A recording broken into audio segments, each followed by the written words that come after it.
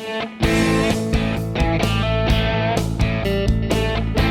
everyone out there in the Sasquatch world, this is Jim and Josh with You Don't Know Squatch, episode 4 for season 2. That's right, season 2. Hey, we're getting up there, man. Yeah. And, we want to start off right away. Just first thing today is we want to thank everybody for subscribing to YouTube and Absolutely. Instagram. I mean, it's doing great. What are we up to on YouTube now, Josh? It's like up in 346, something around in there. Sweet. And then Instagram's doing really well. Thousands on Instagram. Who thought, two dudes in a basement of some guy's Who'd have house. thought that a Bigfoot skeptic could get that much attention? I mean, what's going on with that? All right, so in honor of that, let's get some comments and questions. Yeah, we've had some good stuff come in. All right, so first off is a thank you. CF wrote on episode 1 of this season. He loved the Rainforest Cafe as a kid. I'm here because Steve from How to Hunt recommends your videos. Thank you for your work. Sweet. Hey, thank you. Hey, thanks, Steve, for recommending us. Yeah. So, all y'all listening, be sure to go check out How to Hunt. Yeah, absolutely. All right, and let's go a little further down here. And CF also says, this is another comment from CF, government control of these things is becoming more and more apparent. What do you think? They're not controlling us yet, I'll tell you that much. I mean, is this common? I've heard that. I've heard of other Bigfoot researchers saying that they've had the mysterious visit or somebody telling them to, cut back or you need to stop talking about this. I don't personally know any researchers that's happened to. I've heard about it in Texas, but again, I say this about a lot of things. When one of my friends has something happen, then I'll know that these things are true. But until then, I'm kind of thinking, I think it's Bigfoot fake news. Okay. All right. So there you go, CF. All right. So let's go down to another episode and see what we got. This is from Kathleen Bemis. She said she had a close encounter like Jim when she lived in Alaska in 1971 when she was 10 years old. Hey, maybe we should get Kathleen on the show. Yeah, you heard it. Kathleen, yeah, be sure we'll have somebody reach out to you and we'll see if we can get you on. Absolutely. I'd love to hear that story. All right, so David Hall says, never heard of a Sasquatch hurting anyone. Why do so many people think they would? Maybe it's because they have. So there's certainly stories that I've heard that are lend themselves to really thinking they're true, where Sasquatch harmed people. In one case, I know pulled a guy's arm off. Off at the elbow. Now, granted, they were holding its young one in a shed. It's a longer story. But, pulled his arm off. He survived because there was a doctor in the camp that stopped them from bleeding out. But I've heard multiple stories of them being violent, chasing people. Here's the deal about a violent Bigfoot. If they really have intent on doing violence to you, no one's ever going to know the story because you're not going to survive it. I mean, there's just no way. And so... When they're like Goodfellas, they dig the hole first and then take the body to it. I'm telling you, you just won't come home. And so that's what I'm talking about. When one of my friends disappears or has a violent encounter, that's going to give me pause to think, okay, do I really need to be doing this? But so far we've all had encounters. Some of us have had some more frightening than others, and yet none of us have ever been physically assaulted or really even close. So lots of noise. I mean, maybe pushing on tents and sticking their face in the side of somebody's tent and stuff like that. But if they wanted to hurt us, they'd just step on that tent and squash us. That's to the contrary. I've heard of Bigfoot healing people. That's one conversation I want to get online, get on one of our shows about a healing that apparently happened from a Bigfoot. But most encounters are last seconds only. The Bigfoot disappears into the trees or whatever. There's no violence involved, but I do know there has been violence, and so you can't say it never happens. It may be rare, but you can't say it never happens. And God, the arm thing that kind of stuck. Yeah, I know. So, like, I mean, that's all they did to him? Like, just pulled off his arm? So in the story, it was at a logging camp when they were building the ski resorts. I think it was Vail or Aspen. I'm not sure which one.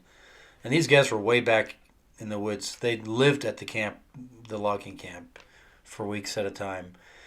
Something had been stealing food from the stores, and so they caught this juvenile Sasquatch in there.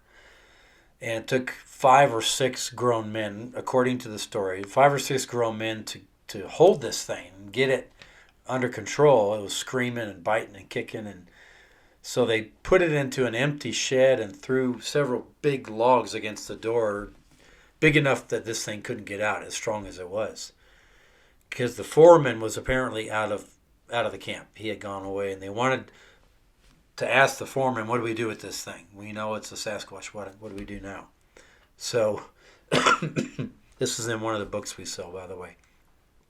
So the fellow in question was on watch. I don't know if he was first watch, just to keep an eye on that shed and on the Sasquatch that was in there. And this thing was screaming the whole time. So sometime in the night, I seem to remember it being like 10 o'clock. In this guy's words, the big ape came around the corner of the shed, grabs him, rips his arm off, and threw him against the side of the shed and knocked him cold. Then he came around the corner, slapped the logs out of the way like they were 2x4s, then grabbed him, pulled his arm off, and then threw him against the shed. Now, he didn't know what happened after that. He was out. But they had and apparently it took its young one and left, but he had the camp doctor who stopped him from bleeding out from the wound. And the story was told by a woman who was in a bar in Boulder, and Bigfoot came up in the conversation, and they started talking, and this old guy was sitting kind of in the background, was not saying much. And by the way, if anyone who's listening to this knows more about this story, I'd love to talk to the man or the woman who told the story. But anyway, somebody in the group that was talking said, well, they're just gentle giants. They wouldn't hurt anybody. And that's when this guy steps forward and says, I beg to differ. And he pulls up, he's missing his arm from the elbow down. And according to the woman who told the story, it was kind of crudely repaired. It wasn't like a hospital amputation where it's nice. It's more like a Civil War kind of. This was brutal, and he told this story to that group. I can imagine you could hear a pin drop in there when he's telling the story, and this guy's missing his arm. So either he's the bald-faced liar or this thing really happened. So I've tried to track it down, and the author of the book says she lost touch with the woman who told her the story. So I'd love to know more. This is one story I would love to get firsthand testimony from. If anyone knows any more about it, then... What's the name of the book? The book is written by Gary and Wendy Swanson. They've written several books on Bigfoot encounters. This is their latest or second latest book that they put out. They're small books. It's just first-hand encounters from around the country, and this one happened to be in Colorado. Do you know the name, though? The name of the book is Sasquatch Reports or Stories from the Field. I can't remember if it's reports or stories, but... so be on the lookout and yeah. Find out more about, Bigfoot. And that's like the first story. They talk about our store in the first chapter, and then they go straight into this story. And I remember reading this and thinking, oh my God, if this really happened, what an incredible story. This guy survived it, and... It would be cool. It'd be cool to talk to him on this show, right? Wouldn't it be? Find him. Yeah. Well, so there you go. Bigfoot does actually harm people. Apparently. All right. So, I guess that's it for the mailbag. All right. So what's up next? What do we got going? Well, hey, we got an exciting thing coming up this summer. We're going to start doing tours again, daytime and nighttime. I had to work out a few issues with liability insurance. Don't you just love it? Can't do anything without insurance these days. Well, yeah, I mean, if you're going out in the woods with people and somebody gets hurt or gets their arm ripped off. Gets their arm. Yeah, I hadn't thought about that. Yeah. Gets their arm ripped off. I'm going to sue Sasquatch for that one. But I need to have liability insurance. I think we've got it just about squared away. But I'm eager to start again. I have people multiple times a week ask me if we do tours. Yeah. So we want to start doing them again.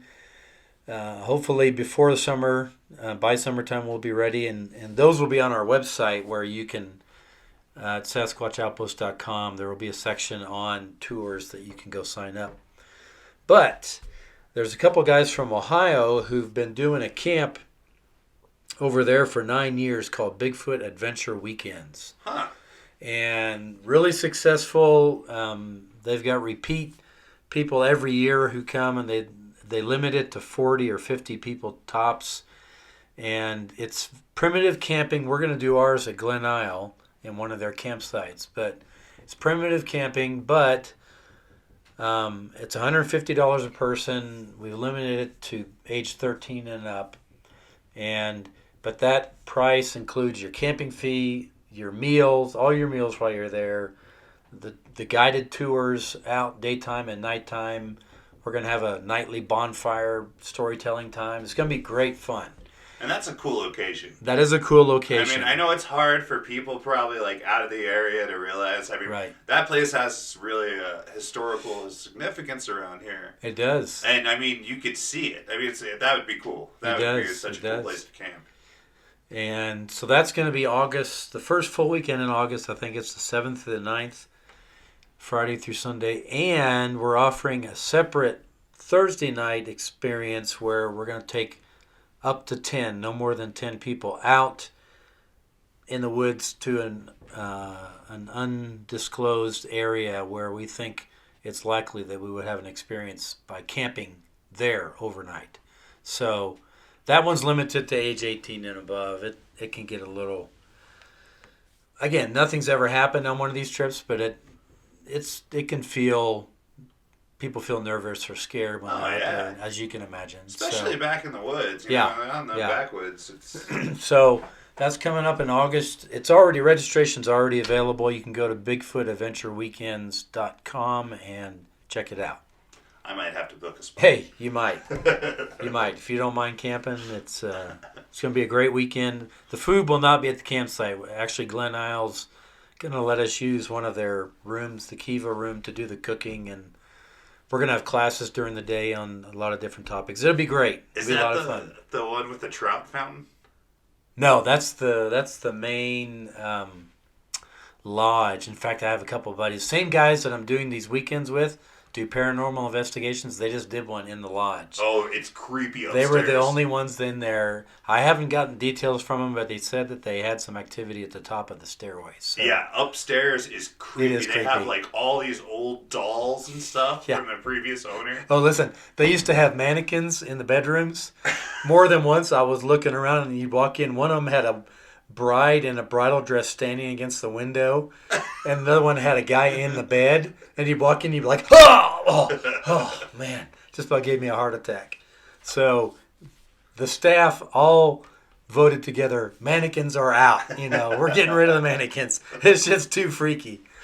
It's so weird, small world. That guy is actually a principal at in Amarillo, like at the Who is adjoining one of the owner, the husband?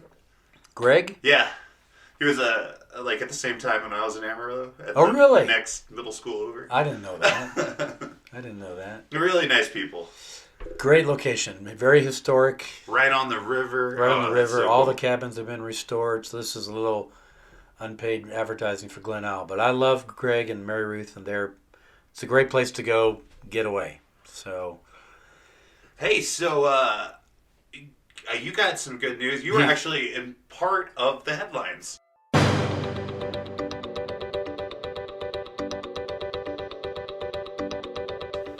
Yeah, so I don't know if any of you heard about this sighting in Washington with a Washington um, Department of Transportation camera, but apparently they caught a few seconds video, and several stills of a Bigfoot.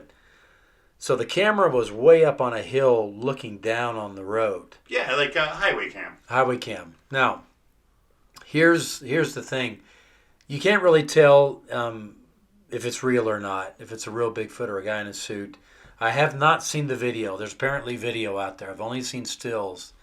But here's what made me a little skeptical was I've seen two different pictures, same camera, same angle, where one picture the road is empty and you see this figure kind of stepping in front of this tree. Next picture are the taillights of a car that had already gone around the corner and was just disappearing, and the Bigfoot's in the same position. Oh. And I'm thinking, okay, that car took several seconds to go around that corner and then get almost out of sight, and the Bigfoot would have taken 3-4 steps for sure by then, you would think. So I'm thinking, okay, that doesn't make any sense. How can that be the same position? So anyway, there was a big, all over the country, people were talking about this. Oh, it made national news. Washington Department of Transportation video. So I get a call from Kevin Torres, who works with Channel 2 and Is it Fox 31? Fox 31. And he does kind of their local interest story every day. So he calls me up and says, hey, have you heard about this sighting in Washington? I said, yeah. And he goes, my editor wants a story, local story on Bigfoot. Can I come up and film you? And I said, sure, when? He goes, in an hour. I'm like, yeah, I guess so. So he came up and we did a little quick video, and he did a brief thing on the museum. So it was good. We had a lot of people come in who saw that and wanted to know more about the store and the museum. And so you're Denver's news go-to. apparently. Hey, I don't mind that. That is awesome, man. If there's sightings in Colorado, I mean, I've told numerous people, if I went to the news every time we had a sighting, they would kick me out. They'd get so sick of us coming in. It's like, we get sightings all the time. I don't just go run to the news because I figure everybody's not interested in this. There's more and more people interested, but nobody wants the Bigfoot guy who just calls up every other day. Hey, you got to come up and film us. We got another sighting. So we had 3 people today came into the store and gave me sighting stories that we're going to interview in podcasts going forward. 3 in one day. So one here in Bailey. So yeah.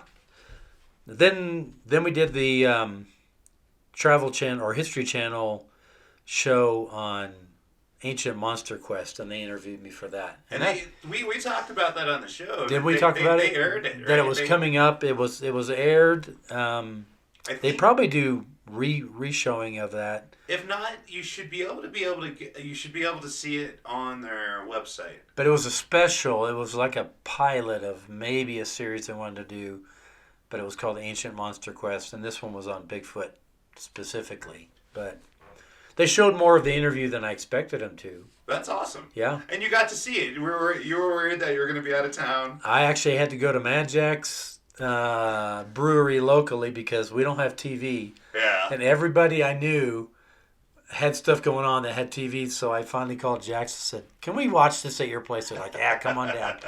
It was hilarious. Yeah, he's a good guy, too. We got a lot of good business. We do.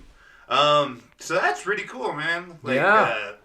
You got that on history and then on the news. But hey, it's free advertising, and lots of people see these reports. So people didn't know we existed. Think, oh, next time I'm up that way or going skiing or whatever, we'll stop in and check it out. Cool. All right, so what's next on the list? We got some notes from the field.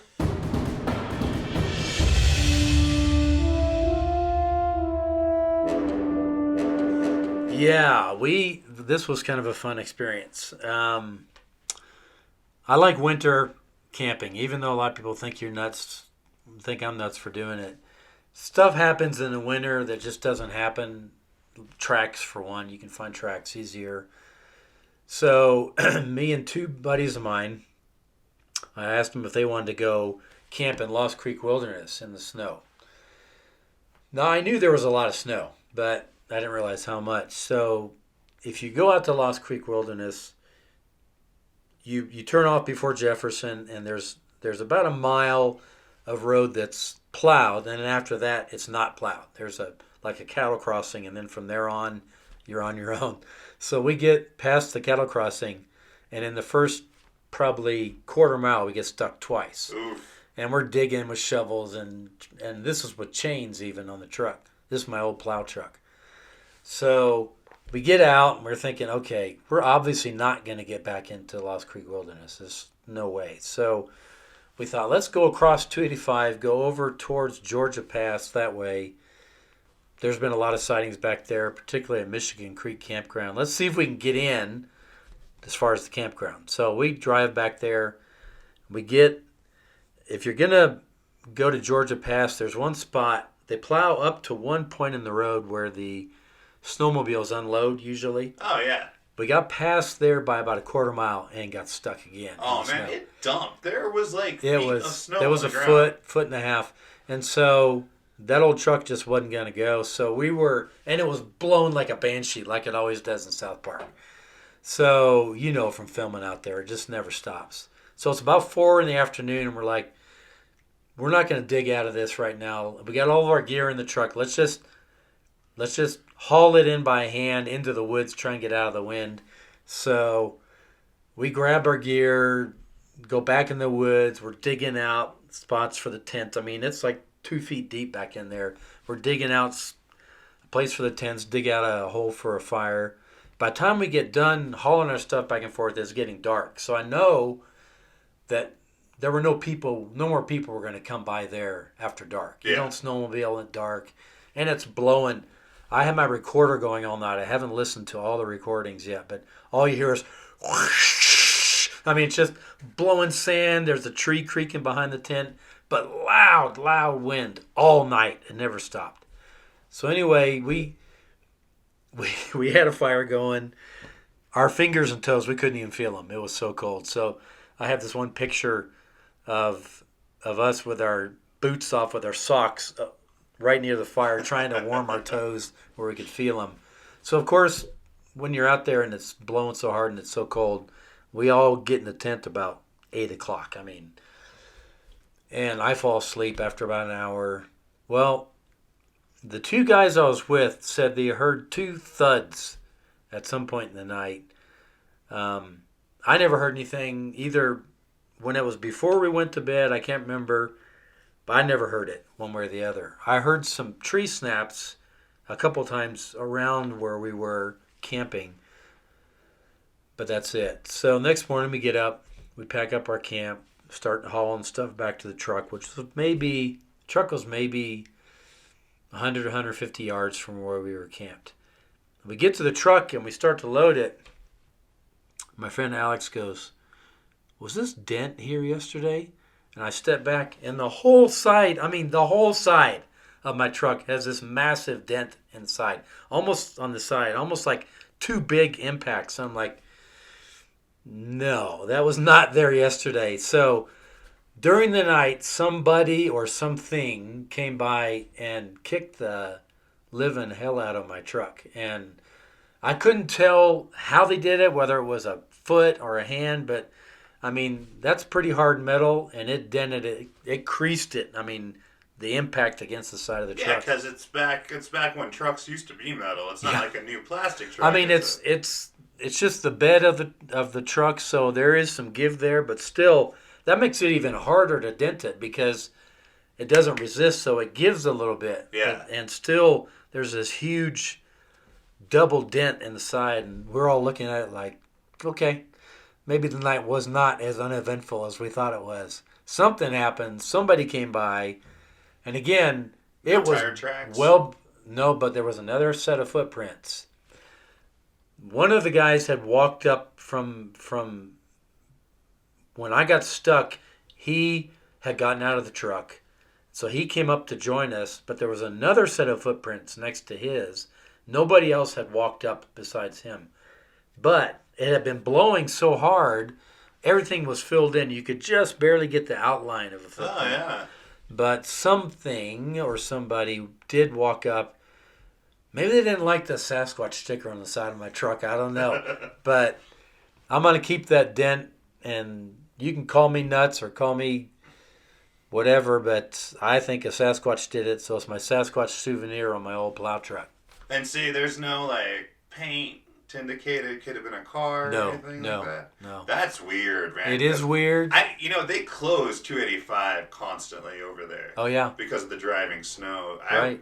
I mean, I feel you there. Like, whiteout conditions. I mean, if you hear this recording, it was blowing hard all night long. And so we were dying to get our food eaten and get in the tents because it was so cold, so much wind. What person was going to walk? They would have had to walk a long way on foot to get to my truck. And then why kick? And I'm not even sure. Without a sledgehammer, I don't think you could have done what was done to that truck. Wow, that is creepy. So, yeah. So I'll have to show you after we're done here. It's this truck I brought to your house today. So hey, remind me, and we'll go ahead and put that up, those pictures up on the website. Absolutely. So people can check out. So that was weird, but nice and warm inside the tent. Once you get in, it's just getting in before you get in, and when you have to get out in the morning, that's the problem. So you're just as crazy as those people go ice fishing in the little tents. I am. But I got a 0-degree sleeping bag, and it's nice. I'm nice and warm in there. Now, when something happens and something starts poking me from outside the tent, it's a little different story. But nothing happened that night. You're just like a wrapped up burrito. Even Bigfoot doesn't like weather like that. So much so he kicked your truck. Yeah, so much so he's like, man, you're an idiot for parking right here. Bam. Who knows? Well, that's awesome. Thanks for sharing from the field. I always love hearing about your guys' little adventures when you go out there. I know you're going to say it was an elk or something like that, but whatever. I can't tell you what it was. Something did it. An elk, I don't even know, right? That wouldn't, no way. Wasn't a bear because bears are all asleep. Yeah. That's insane. Well, all right. I guess that wraps it up for this episode. Yeah. Hey guys, thanks for joining us out there. We really appreciate it. Be sure to join our Instagram family, our YouTube family, our Facebook family. We'd love to have you. And send us your questions, comments. We love comments and questions. And we get to them. We do. We will. We do. So I guess until next time. Just remember, Josh, you don't know Squatch. I don't. I'm trying though. I am.